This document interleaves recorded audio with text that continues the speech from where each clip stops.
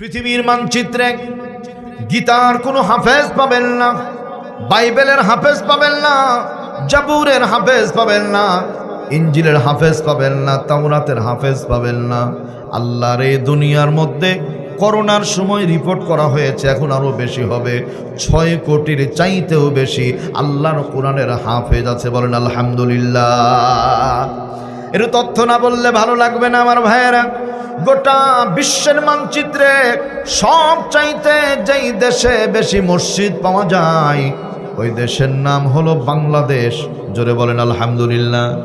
গোটা দুনিয়ার মধ্যে সবচাইতে যে দেশে বেশি মাদ্রাসা পাওয়া যায় ওই দেশের নাম হলো বাংলাদেশ। বলেন আলহামদুলিল্লাহ। গোটা দুনিয়ার মধ্যে সবচাইতে যেই দেশে বেশি আলেম ওলামা পাওয়া যায় ওই দেশের নাম হলো বাংলাদেশ। বলেন আলহামদুলিল্লাহ। এখন বলবো বাংলাদেশ